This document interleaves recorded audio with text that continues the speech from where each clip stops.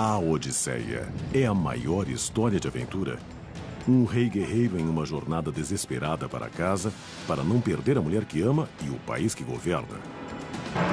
No caminho enfrenta animais selvagens, furacões, canibais gigantes e deve derrotar todos. A pesquisa moderna revela verdades incríveis por trás do mito épico. Esta é a história real da Odisseia de Ulisses, a maldição dos mares. Confronto dos deuses.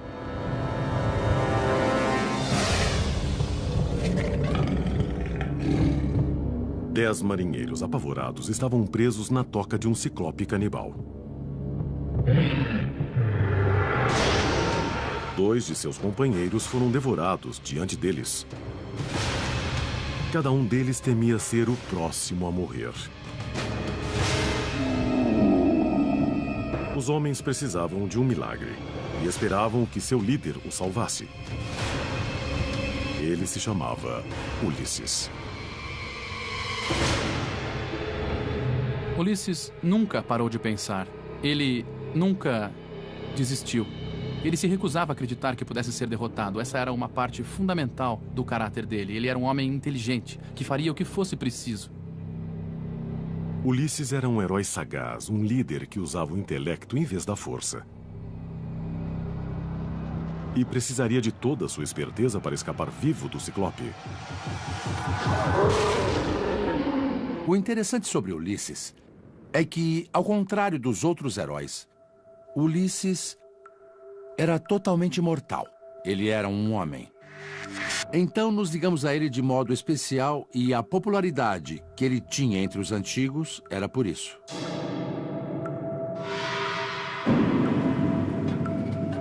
A história de Ulisses, intitulada Odisseia, foi escrita por um poeta grego chamado Homero no século 8 a.C. A história da Odisseia é algo que todos entendemos porque tem a ver com uma pessoa que enfrenta muitas frustrações e muitos obstáculos. A jornada de Ulisses para casa é uma história atemporal de perseverança. Essa história também simboliza uma nova era na Grécia Antiga. Acho que a Odisseia, de certo modo, é como um livro de James Bond. Quando se pensa sobre o que Ian Fleming escreveu, ele sempre colocou o herói em locais da vida real. Acho que Homero fez o mesmo. Em uma época em que os gregos exploravam as terras distantes além do Mediterrâneo, Ulisses representava o aventureiro. Existem muitas histórias refletidas na Odisseia sobre essa expansão do povo grego, em que eles fundavam colônias e corriam boatos sobre diversos monstros e outros perigos para os marinheiros.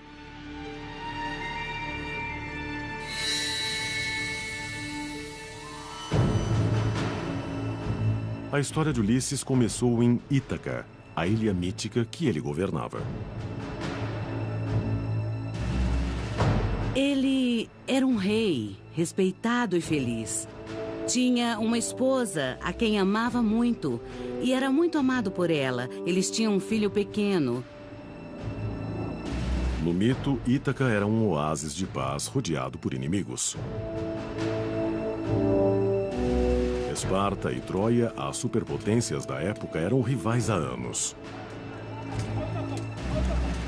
Então, um caso envolvendo a mais linda mulher da Terra provocou uma guerra. Helena, a rainha de Esparta, fugiu com o príncipe de Troia. Esparta pressionou Ítaca a entrar na guerra e a levar Helena de volta. Com a honra em jogo, Ulisses entrou na guerra. Ele foi para a batalha sabendo que talvez nunca mais visse a família e seu reino.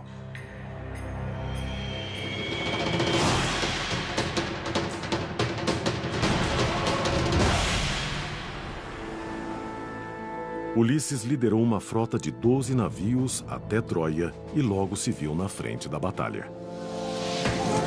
A luta por Helena continuou por 10 anos, até que as forças gregas encontraram uma muralha, literalmente.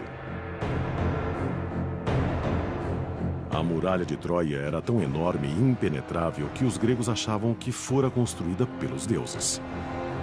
Na antiguidade, todos pensavam que tinha sido construída por alguma intervenção divina a favor dos troianos.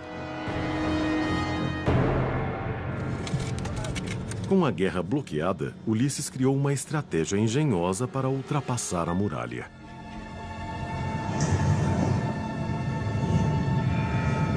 Ele disse: devemos construir um cavalo oco de madeira, que deixaremos na praia, fingindo termos desistido, fingindo que os troianos são melhores que nós e que voltamos para casa. Dentro do cavalo estarão nossos guerreiros, e eu irei com eles, disse Ulisses, é claro. E os troianos vão levar o cavalo para dentro, porque vão pensar que é um presente para os deuses. Quando o dia raiou, os troianos ficaram atônitos. Os gregos sumiram e havia um cavalo gigante fora das muralhas. Assim diz o mito, mas será que aconteceu mesmo?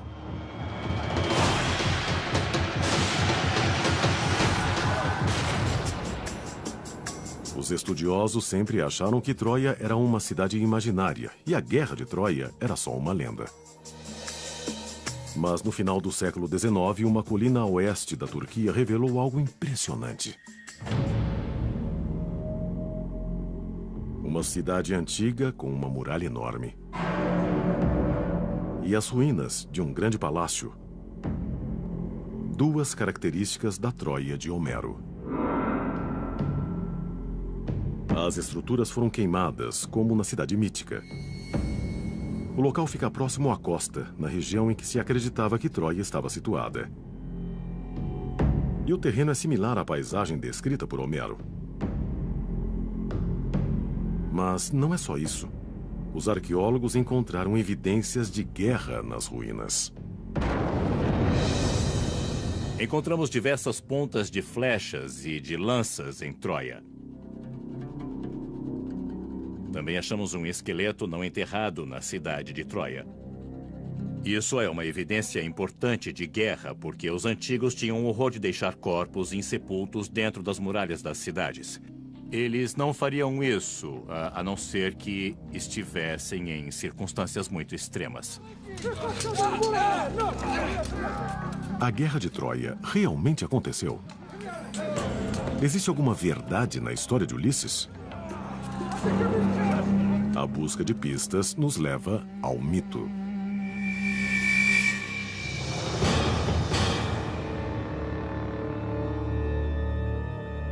Ulisses e seus homens ocultaram-se no cavalo de madeira que foi levado para a cidade de Troia.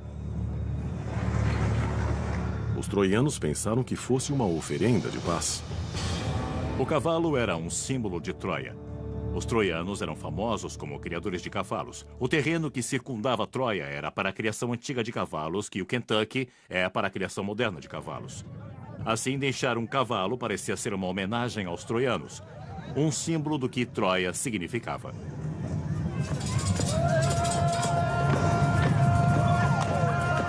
Os troianos caíram na armadilha e celebraram o final da guerra com uma grande festa, com distribuição de muito vinho e muita comida. Todos simplesmente adormeceram na cidade de Troia.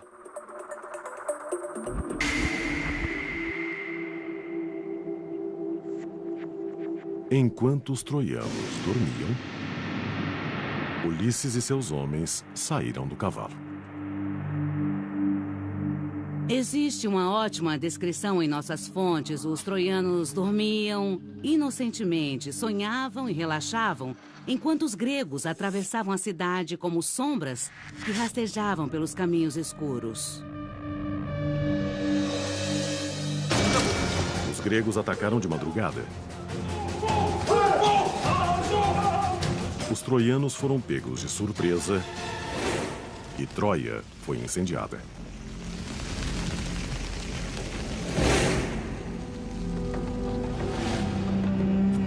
A estratégia de Ulisses teve sucesso. O cavalo de Troia venceu a guerra e ele foi aclamado como um herói. Muitos Os heróis desse período histórico e também na mitologia grega foram celebrados por serem grandes guerreiros. Eles eram fortes e hábeis com o arco. Ulisses era diferente. Era um herói festejado porque ele era astuto e muito inteligente.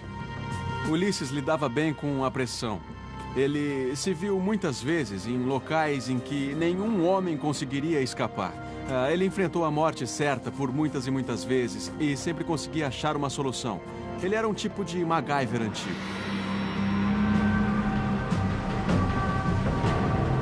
Ulisses sobreviveu por 10 anos de luta em um conflito brutal. Estava ansioso para voltar para Ítaca, mas a Guerra de Troia não era nada perto do que o esperava. Uma diversidade de monstros e desastres. A Odisseia estava apenas começando.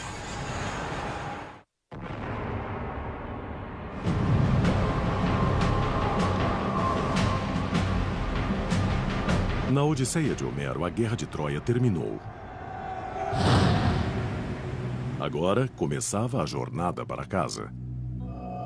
Ítaca, a ilha de Ulisses, ficava a 565 milhas náuticas de Troia. Na antiguidade, a viagem levaria semanas. Quando Ulisses saiu de Troia, ele queria ir para casa, mas eu não acho que, de modo algum, ele previsse que iria demorar 10 anos para chegar em casa. Vamos! Homens! Acho que ele pensou que poderia parar no caminho para fazer algumas incursões, talvez para mostrar parte do seu sucesso e... achava que em 1 ou 2 meses chegaria a Ítaca. Ulisses partiu para Ítaca com uma frota de 12 navios e uma tripulação de 600 marinheiros. É uma frota enorme para os padrões antigos. Mas isso poderia ter sido real?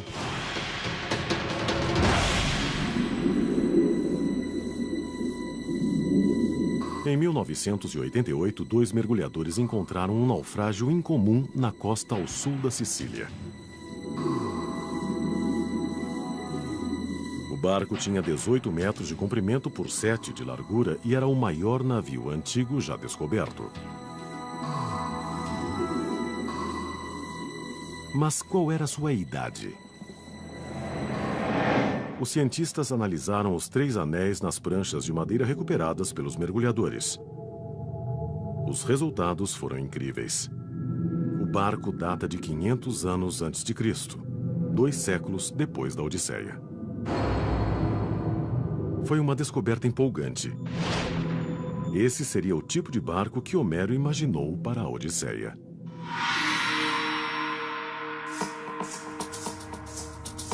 Em 2008, o barco foi retirado do Mediterrâneo e levado para uma doca, na Inglaterra, para ser estudado minuciosamente. Aqui, os especialistas compararam o barco com a descrição dos barcos de Ulisses feita por Homero. O resultado? Uma correspondência perfeita. O interessante neste barco, em relação aos barcos do norte da Europa, é que foi feito com encaixes ligados juntos com cordas. Esse é o método descrito na Odisseia. Agora, depois de 2.500 anos no fundo do Mediterrâneo, este barco dá aos estudiosos um vislumbre do mundo de Ulisses.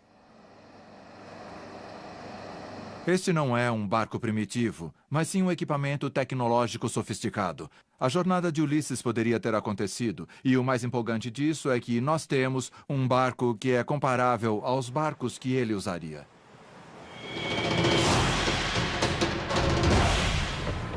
O mito continua.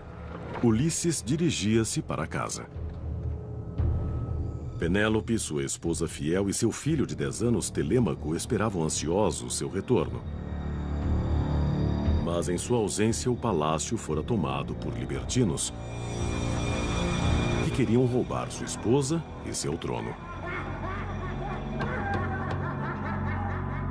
Ulisses estava ausente há tempos. Penélope era fiel, mas estava cercada por pretendentes que queriam casar-se com ela. E, casando-se com Penélope, é claro que queriam ter o poder que viria com isso e se apoderar do domínio de Ulisses. Então, a situação não era fácil. Se Ulisses não chegasse logo, sua luta teria sido em vão.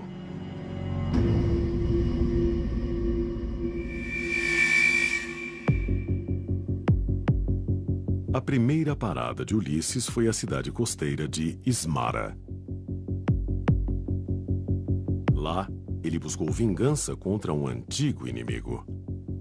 Lá havia um grupo de pessoas que se aliara aos troianos e ajudaram os troianos contra os gregos. E Ulisses, então, queria se vingar deles de qualquer jeito. Ismara pode ter sido um dos lugares da Odisseia com base em um local real. Na antiguidade, dizia-se que lá moravam os guerreiros mais ferozes do mundo. Eles eram lutadores excepcionais e sua especialidade era a guerra não convencional. Grandes guerrilheiros e rebeldes do mundo antigo. Mas isso não deteve Ulisses. No mito, ele e seus homens desceram à praia, prontos para a batalha. Eles invadiram a cidade, roubaram os tesouros e partiram para casa. Mas então cometeram um erro. Beberam demais, comeram demais e dormiram na praia. A festa da vitória foi prematura.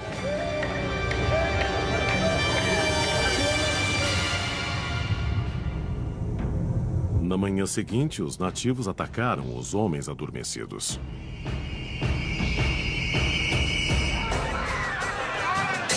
Minutos depois, 72 marinheiros estavam mortos. Os outros mal conseguiram escapar vivos. Foi uma dura lição sobre subestimar o inimigo. E o primeiro de uma série de erros fatais cometidos por Ulisses e seus homens. Ele conseguiu manter a maior parte dos seus homens, mas perdeu muito e aprendeu uma lição muito dura sobre manter todos alertas o tempo todo. Essa seria uma jornada muito perigosa.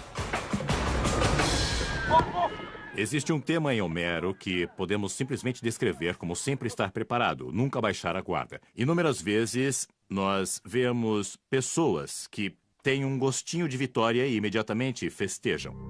E seu inimigo mais fraco e menos equipado, sedento de vitória, se aproveita disso. Esse é um ciclo que vemos muitas vezes na história antiga e podemos dizer na história da guerra moderna também. Ulisses e seus homens ficaram traumatizados e permaneceram no mar por 2 semanas. Mas não por opção. A frota encontrou outro obstáculo intransponível: um furacão. A tempestade jogou-os fora do mapa e, a partir daí, até o final das suas aventuras, Ulisses está sempre em uma certa terra de ninguém. O furacão levou a frota até o norte da África. Lá, em uma ilha exótica perto da costa, Ulisses e seus homens desceram em um tráfico de drogas mitológico. Os nativos os acolheram calorosamente e lhes ofereceram lótus, uma flor adocicada com efeito de alteração da consciência. Ulisses logo suspeitou e estava certo em ficar alerta nessa situação, porque o que aconteceu quando seus homens comeram lótus é que, bom, a flor é um tipo de droga, e eles ficaram muito felizes e esqueceram o que estavam tentando fazer, ou seja, voltar para casa. Eles queriam ficar na terra do lótus para sempre. Alguns especialistas acham que os comedores de lótus simbolizavam uma praga da Grécia Antiga, a dependência de drogas. Os gregos conheciam a papoula. Existem muitos selos e objetos micênicos em que vemos a papoula, então eles conheciam o ópio e também o haxixe. A questão é que os seres humanos gostam da embriaguez. Na Odisseia, sua função é mostrar como as pessoas podem perder o caminho para casa. E isso é muito humano. Mais uma vez, a tripulação foi desviada pela complacência. Esse é um tema que permeia toda a Odisseia. Mas Ulisses, o líder, permaneceu sóbrio. Ele tinha apenas uma meta: retornar para Ítaca, onde o esperavam sua esposa e seu filho. Ele disse, vamos, seus idiotas, vamos voltar pro barco. E eles partiram. É um episódio incrivelmente curto, mas muito tem sido escrito sobre ele. E eu acho que o motivo é porque todos conhecem essa experiência. Todos se cansam. Todos se estressam. E o que poderia ser mais atraente do que comer, beber, fumar e ingerir algo que o ajude a esquecer? A jornada para casa recomeçou, mas a curiosidade pode ser fatal. Quando a frota chegou a outra ilha, repleta de animais de caça, parecia um sonho realizado, que logo se transformou em pesadelo. Ulisses e seus homens tinham chegado à terra de um gigante que comia homens e estava na hora do jantar.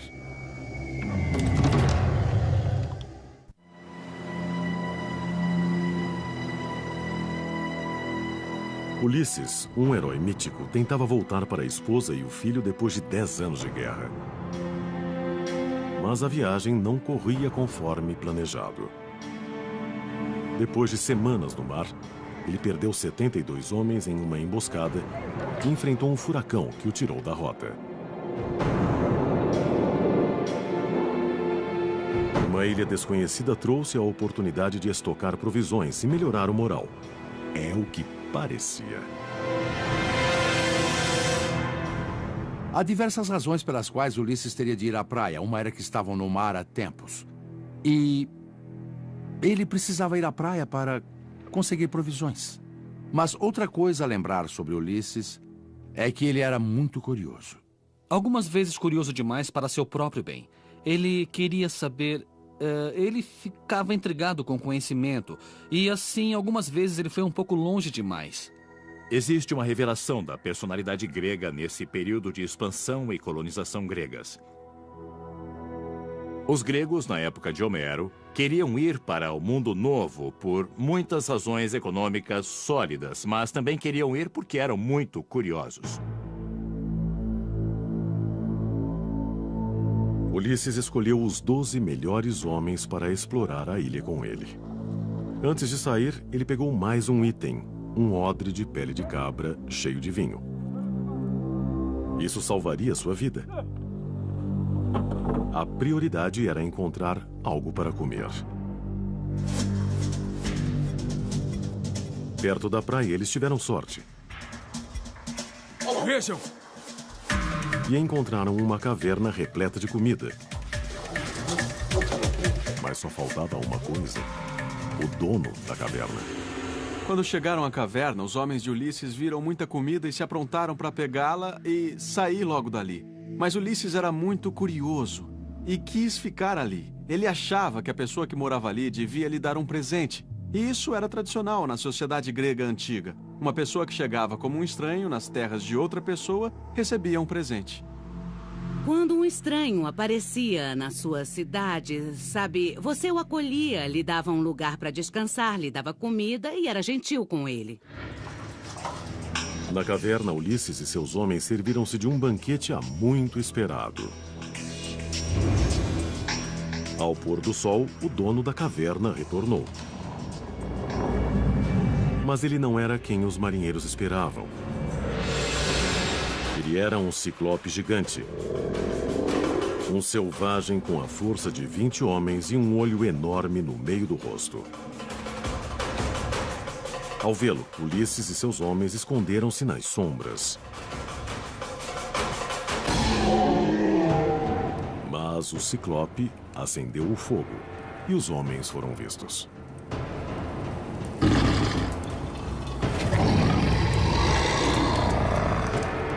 Quando o Ciclope chegou em casa, ele viu que os homens tinham roubado seus alimentos e ficou muito bravo.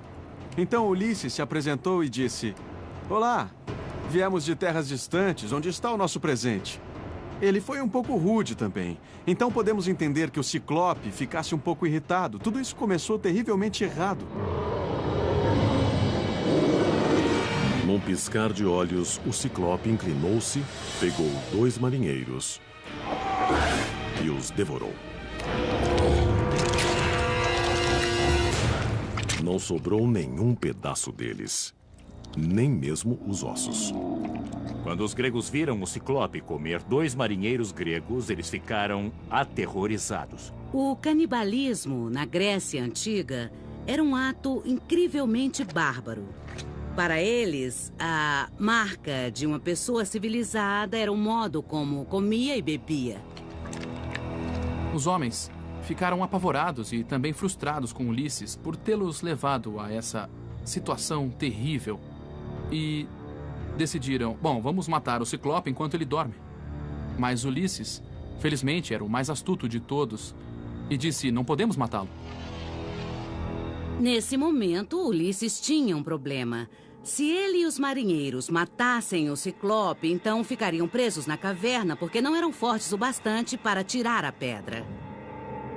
Porém, se os homens não matassem o Ciclope, certamente iriam morrer. Era uma situação desesperadora. Mas Ulisses já lutara demais para desistir agora. Se não podia vencer pela força, poderia vencer pela inteligência. Ele não deixou de ter esperanças. Mesmo que os homens da caverna do Ciclope sentissem que iam morrer, Ulisses continuava pensando e planejando.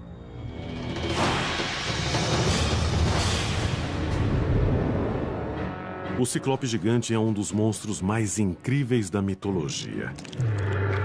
Mas poderia ser mais do que uma criação de Homero?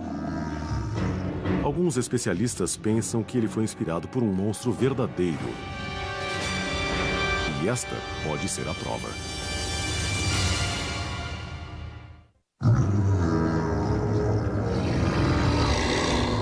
Ulisses e seus homens confrontavam uma morte certa na caverna de um Ciclope monstruoso.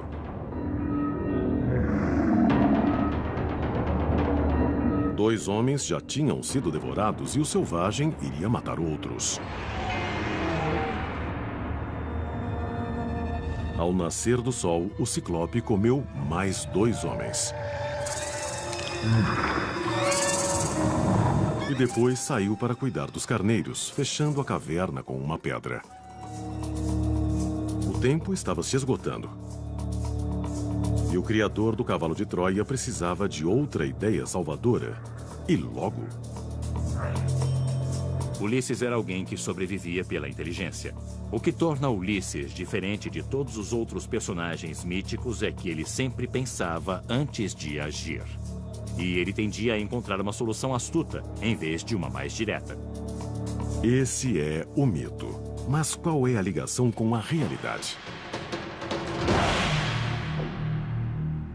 O Ciclope gigante parece ser fruto de uma imaginação perturbada. Mas pode se basear na ciência?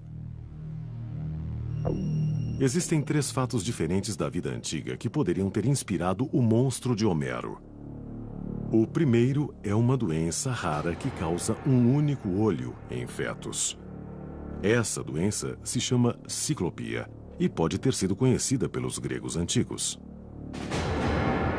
A exposição a alguns tipos de toxinas alcaloides que são achadas em ervas pode fazer com que as mulheres grávidas tenham filhos com ciclopia. Bom, isso é muito interessante porque algumas das ervas que têm essas substâncias perigosas eram ervas que os antigos médicos gregos prescreviam a seus pacientes.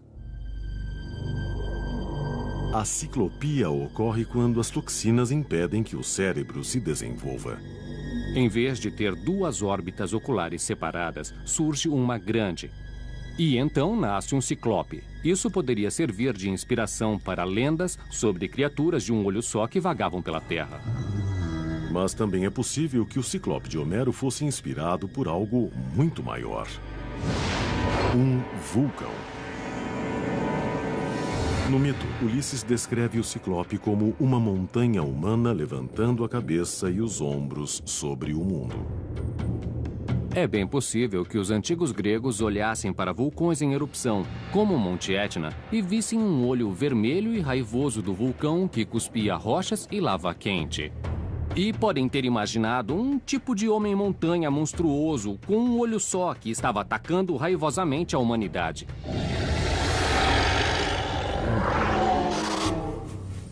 Mas existe outra inspiração para o Ciclope no mundo real. Fósseis escavados por arqueólogos antigos. Os gregos antigos tinham muito interesse pelo mundo natural e coletavam muitos espécimes. É claro que eles encontravam muitas amostras de fósseis na natureza também. Bom, o crânio de um elefante é uma coisa muito impressionante, porque há uma grande abertura bem no meio da testa. As órbitas oculares parecem relativamente pequenas e estão situadas na lateral. Então, se você não souber o que era, é bem possível imaginar que fosse o crânio de uma criatura gigantesca com um único olho.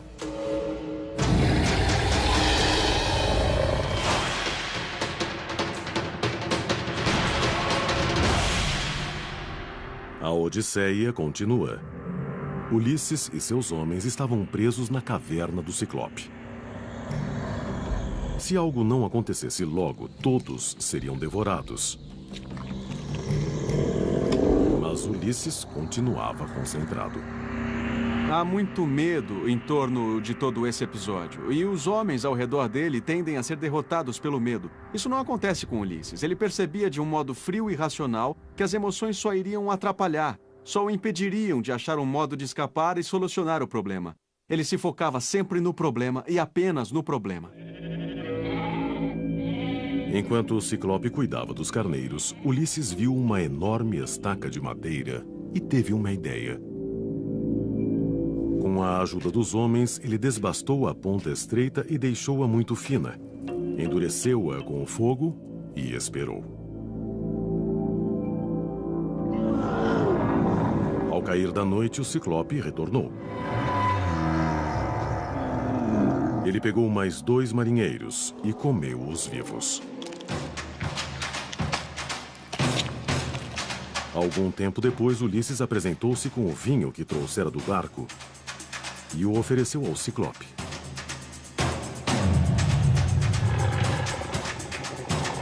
O selvagem tomou um gole e depois mais outro e mais um pouco. E logo começou a cambalear. Algumas pessoas pensam, quando ouvem que o Ciclope bebeu alguns copos de vinho e acabou adormecendo no chão, que ele devia ser muito magrinho e que não tinha tolerância ao álcool. Bom, na verdade, o vinho antigo era muito mais forte do que o vinho atual.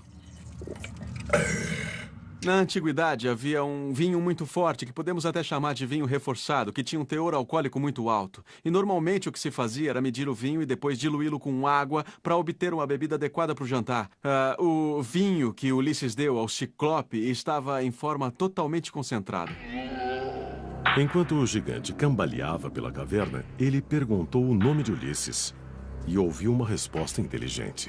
Ulisses disse: "O meu nome é Ninguém." E nesse ponto não há como algum de nós realmente perceber como isso se encaixa no plano, mas já era parte do plano de Ulisses desde o início. Então o Ciclope desabou no chão, adormecido. Ulisses agiu sem demora. Com a ajuda de seus homens, ele levantou a estaca, correu para a frente e a enfiou no olho do monstro.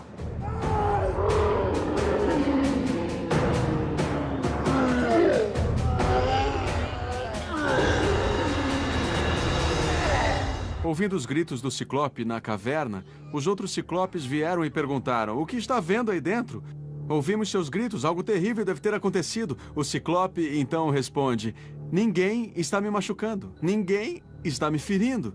E os outros Ciclopes então balançam a cabeça e dizem: "Bom, se ninguém o está ferindo, podemos voltar para a cama."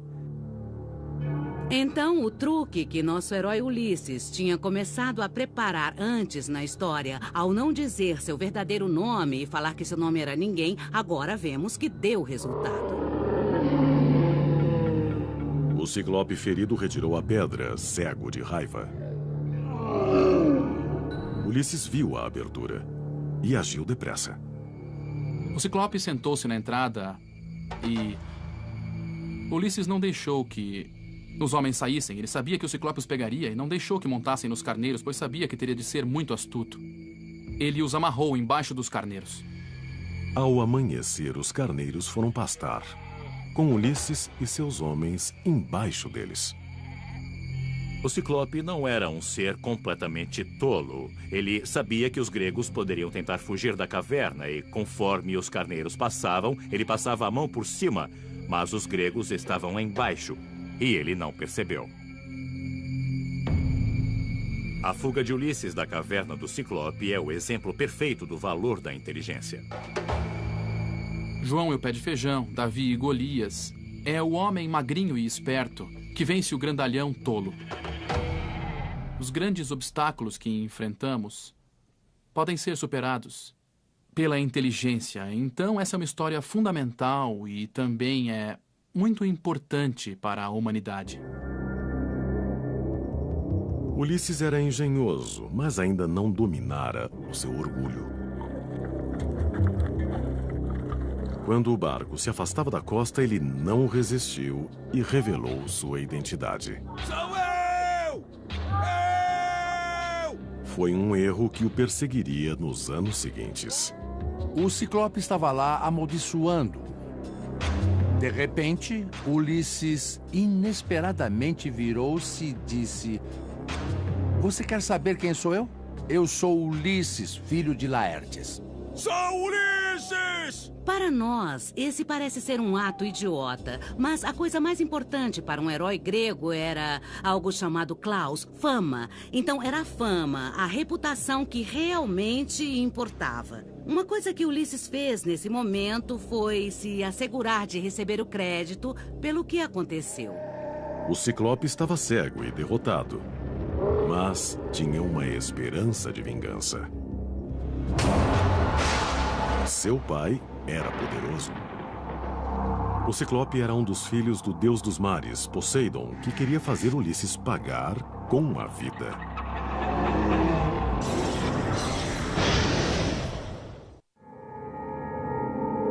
Ulisses, o maior dos mortais na mitologia, estava perdido no mar há mais de 2 meses. Estava ansioso para voltar para seu reino e sua família, mas ainda estava longe. Todos os outros heróis que ainda estavam vivos, das forças gregas em Troia, chegaram em casa. Só um deles ainda não retornou, e é Ulisses. Ele era literalmente o último herói nos mares.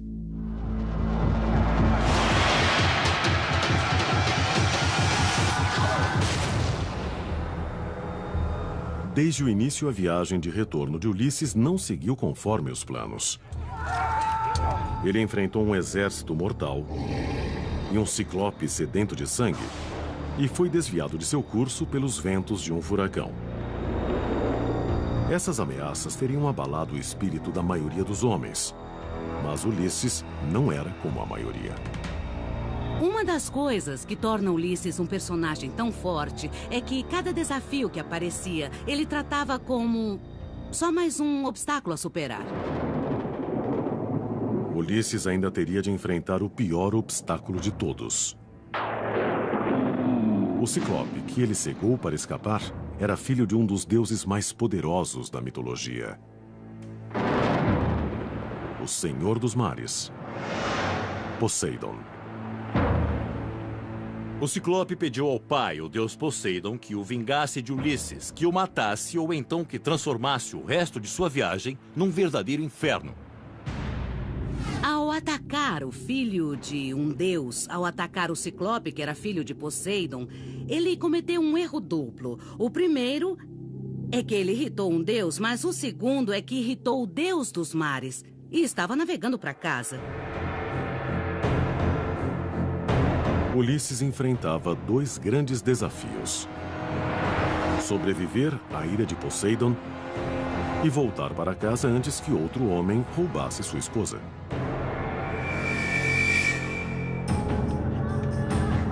Com o passar do tempo, os pretendentes que cortejam Penélope ficaram mais audaciosos.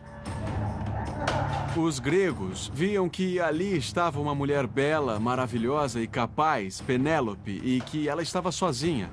Ela também era muito rica e muitos homens iam tentar conquistar a sua afeição. Mas Penélope ainda tinha esperança de que seu marido voltasse para casa. Ela ainda ainda acreditava que Ulisses estava voltando e estava disposta a fazer tudo o que pudesse para garantir que o trono ainda estaria disponível para ele quando chegasse.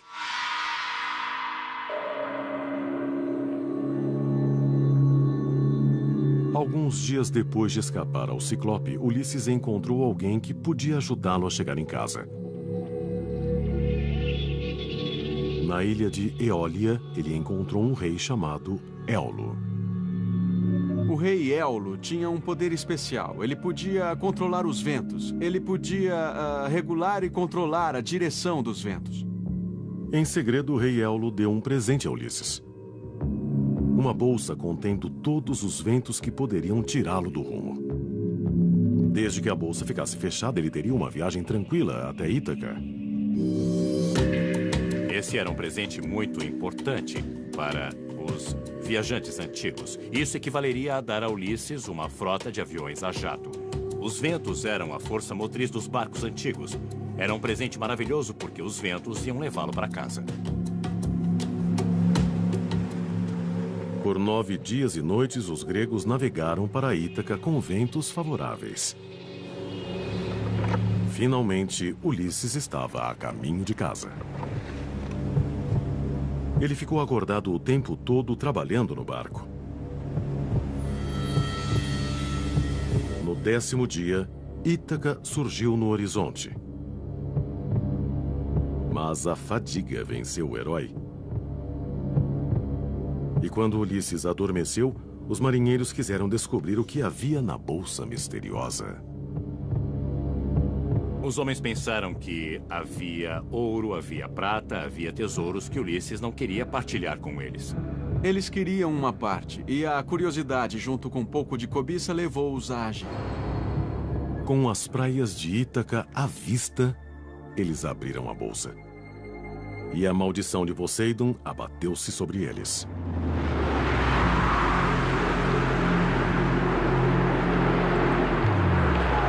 Segundos depois, a esperança de chegar em casa havia desaparecido. Os ventos imediatamente levaram a frota para a Eólia.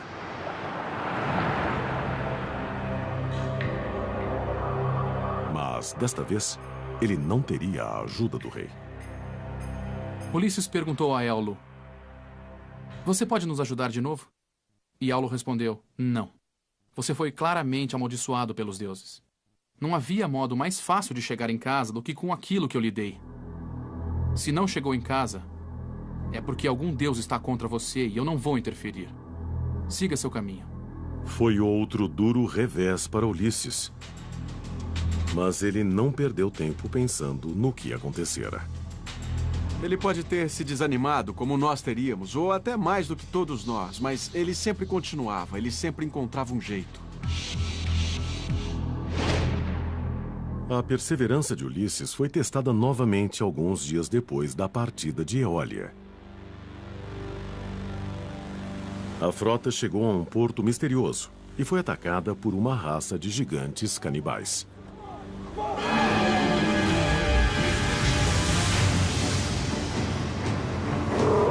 Em questão de minutos, Ulisses perdeu centenas de homens e ficou apenas com um barco.